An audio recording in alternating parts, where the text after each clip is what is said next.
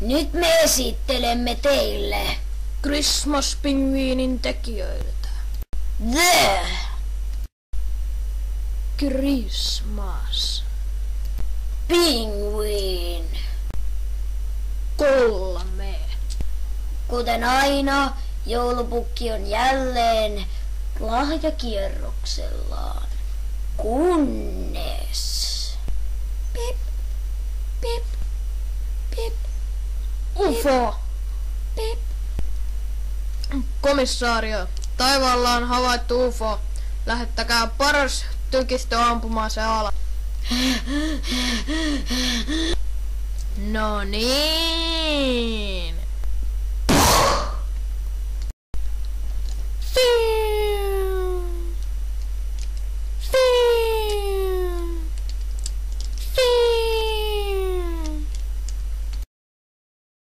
Räksis. Voi ei! Aikapelynit hippuvat! Adieu, amigo.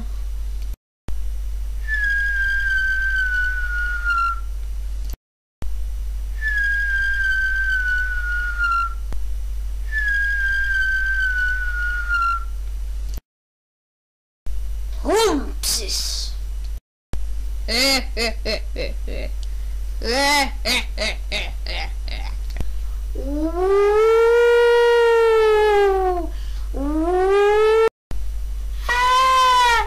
Joulupukki on kidnappattu. Joulupilalla.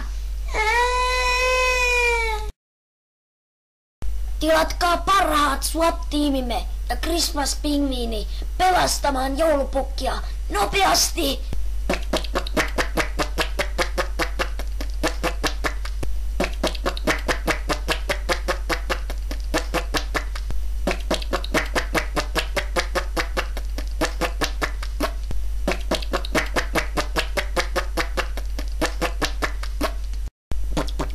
Liikkuu, liikkuu, liikkuu!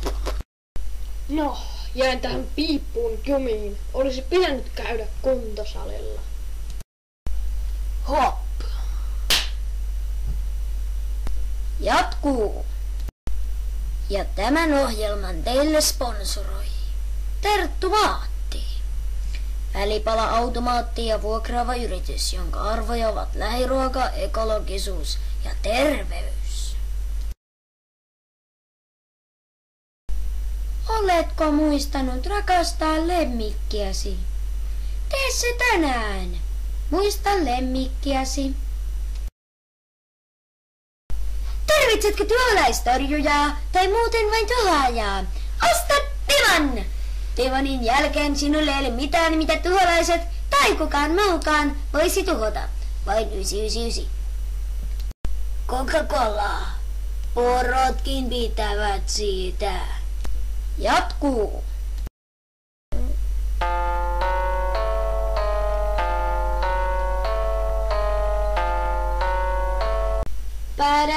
Padadadada. Löysit Extreme-avaimen. Onnittelut.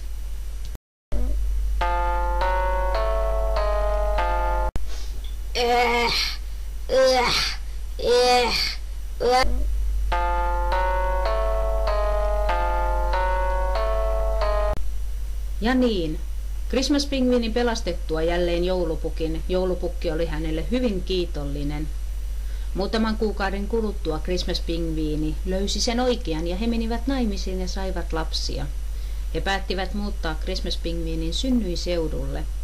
Ja kun heistä aika jätti, lapset seurasivat isänsä jalanjälkiä ja lähtivät kohti Korvatunturin seikkailuja, kuten myös heidän lapsensa ja heidän lapsensa.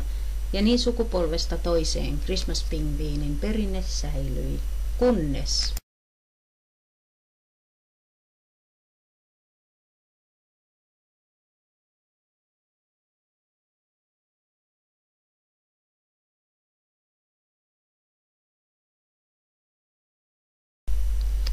Ja niin, Christmas-pingviinin pelastettua jälleen joulupukin, joulupukki ylisti ja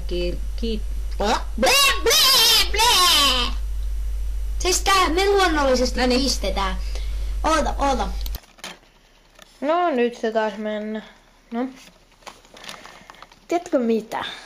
Fransian sanoi, että he tekee muka paljon työtä, mutta nyt mä oikeasti menen stalkkaan sitä ja katsoin, että mitä he oikeasti tekee.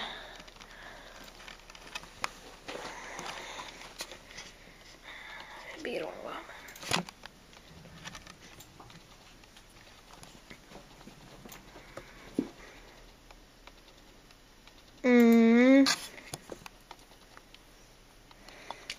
Sä teet hyvin töitä täällä. Siis joo, mähän kato täällä näin. Tehnyt kaikki nämä videot ja täällä. Haluamme varmistaa, että kaikki ovat tarkkailleet tätä elokuvaa, joten kysymme teiltä pienen kysymyksen. Huomasitteko, kuinka monta sämpylää elokuvassa oli? Oikeasta vastauksesta on luvassa pieni palkinto.